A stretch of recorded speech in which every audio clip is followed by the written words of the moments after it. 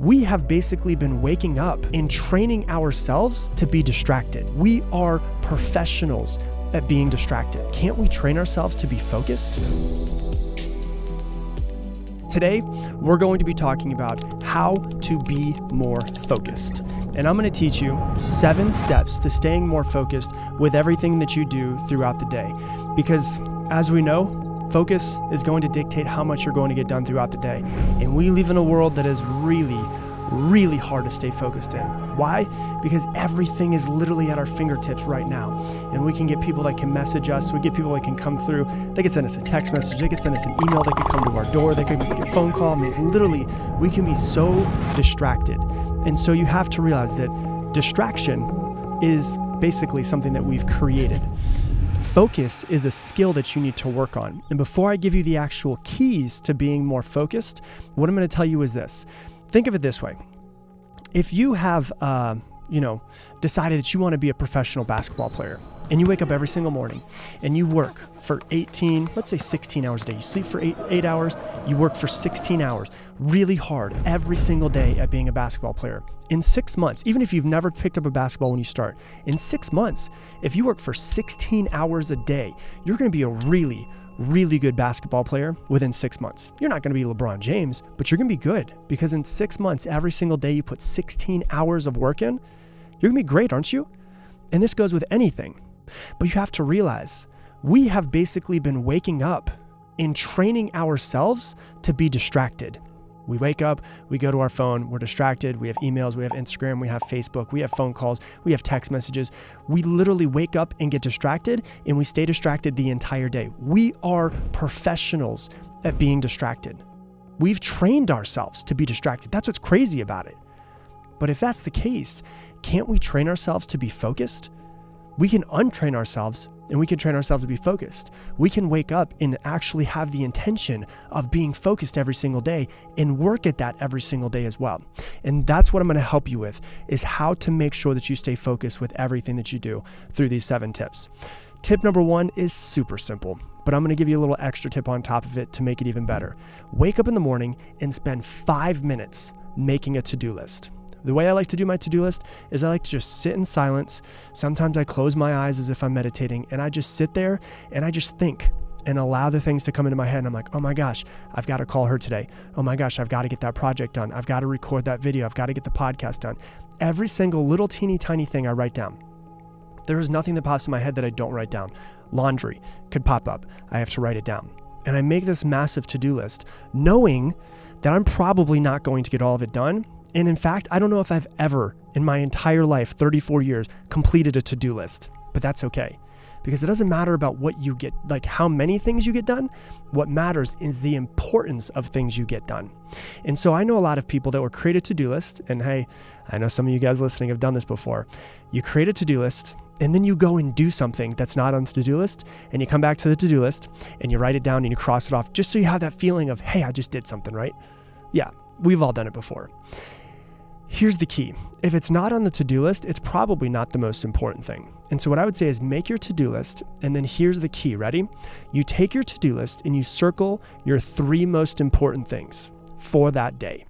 And what you do is you figure out what is number 1, you figure out what is number 2, and you figure out what is number 3 as far as what are the most important. And what you do is you take a little 3x5 card, a cue card, and you write down number 1, number 2, and number 3.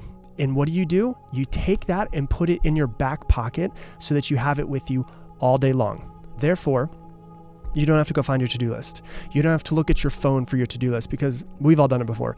You pick up your phone to do something. 30 minutes later, you're on Instagram. You realize you've been scrolling through stuff and you're like, what the hell have I been doing? I don't even remember what I picked up my phone for in the first place. It was for the to-do list, right? And so what you do is you go old school. You find out the to-do list, find out what's number 1, 2, and 3. And then on a cue card, you write down number 1, number 2, and number 3.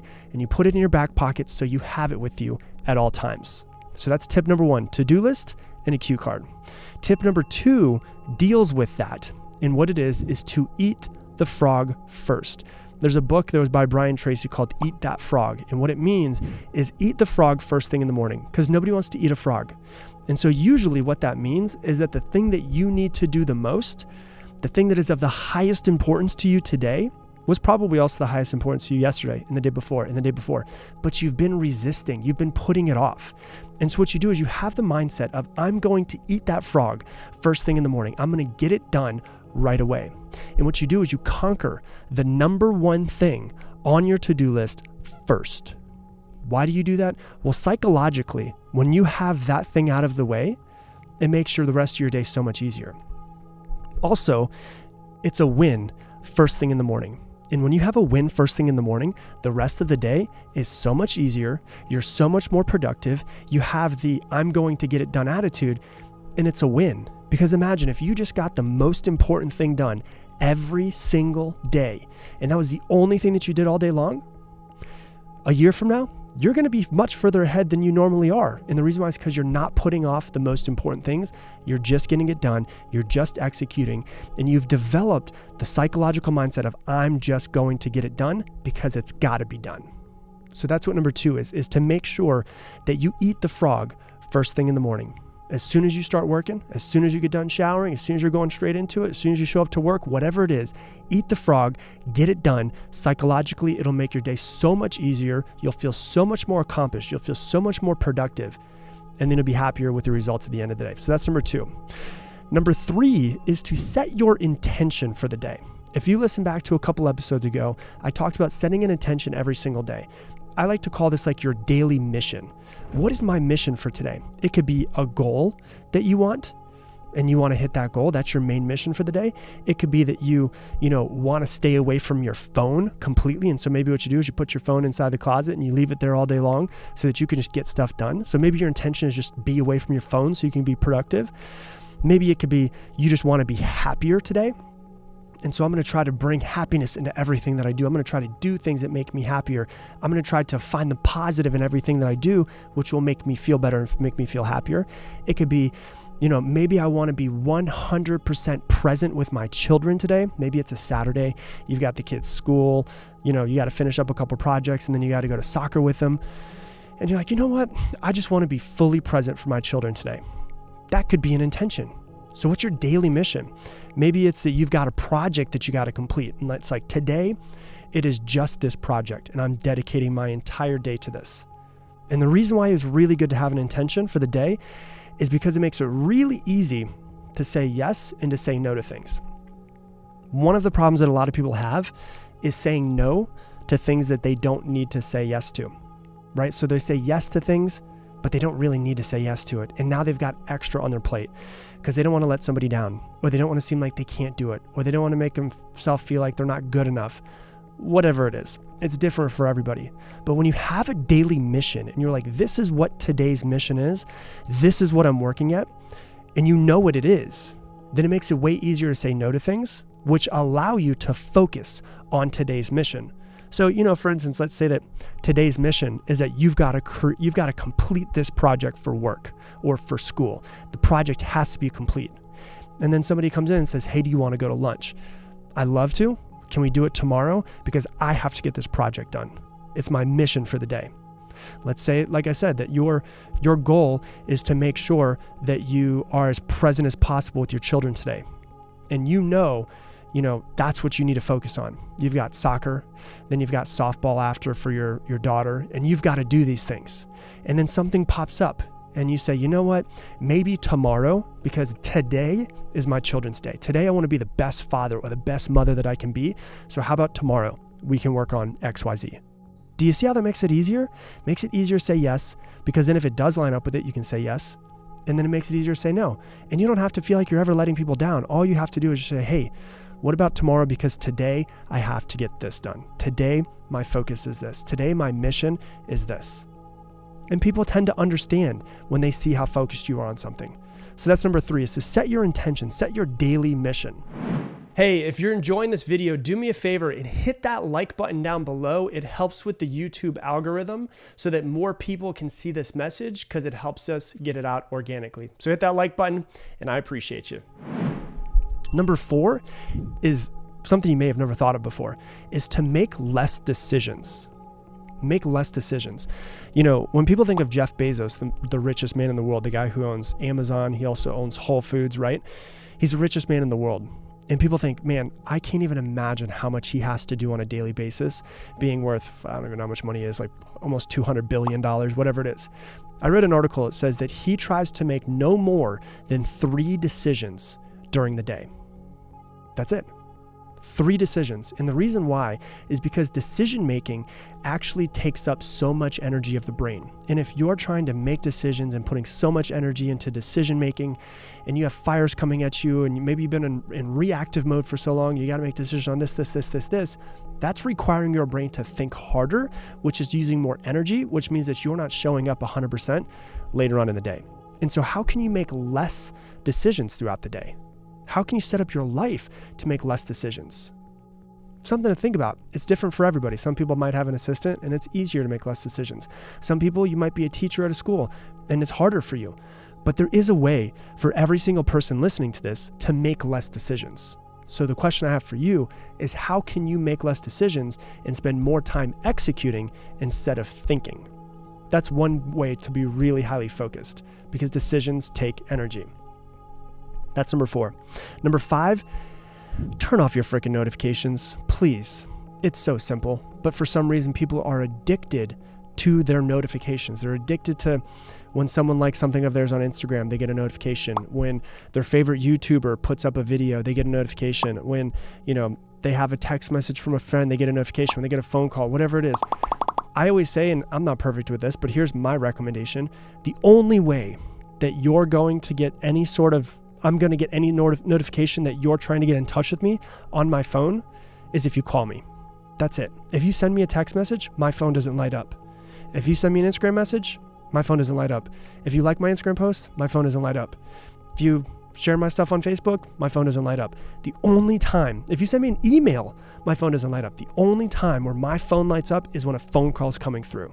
And everybody that knows me knows this. And I set clear boundaries of, if it's an emergency or you need to get a hold of me, just freaking call me. Don't text me. But if it's something that's not important, send me a text message. I'll see it when I pick up my phone next. So how can you get rid of all notifications? What about notifications on your computer? Oh my God, I don't have any notifications, literally 0 notifications, on my computer. 0 notifications. How could you try to set up your life that way? Just have 0 notifications. Imagine how much more focused you could be if you didn't have notifications ruining your life, right? So just remove all of them that you possibly can. Number 6 is to listen to binaural beats with headphones. Couple things that are really important here. Number 1, when a person's wearing headphones, people are less likely to walk up to them and interrupt them. So if you're trying to stay focused, pretty good idea, huh? Why don't we just put on our headphones and make sure that people don't walk up to us? So that's the first thing. The second thing is, when you have headphones on, you usually don't overhear conversations. You don't hear things in other places. And so you can stay focused because there is nothing coming in auditorily into your head except for that. And that actually goes to another point of it as well. The reason why I listen to binaural beats is because it's usually just a sound, or just like a humming, drowning out, like very calm, cool noise. All I do is I just go onto YouTube and I just put in focus binaural beats. That's it. And that's what I listen to. And what happens is there's no words to it. So therefore, it doesn't, if I'm in a train of thought and then somebody starts singing and I start singing with it, it's getting me off of my train of thought. And so I'm trying to listen to music that is just going to turn off my ears to the outside world and keep people from the outside world from coming in and actually starting to talk to me. So put in binaural beats, whatever it is you can do, or put in piano music, whatever it is that makes you feel good, whether it's chill music, whether it's upbeat music, whether it's EDM that has literally no singing in it, no talking in it, whatever it is, completely up to you. But just put your headphones on. I prefer binaural beats, just works better for me, and drown out the world. Go directly into whatever it is that you're working on and get it done. So that's another way to stay focused. And then step number 7 for staying focused, this is a little bit counterintuitive what most people might think, is to work out for 15 minutes. Here's the reason why. Let's say that I'm sitting here, I'm not very productive. Today's been a slow day. I'm feeling, kind of groggy. I'm not 100% into it. I'm not fired up today. What they actually found, researchers found that people who worked out for 15 minutes before completing a task actually completed the task significantly faster than those who didn't. And the reason why is because their brain and body now have the chemicals of moving, of getting stuff done right now after the workout.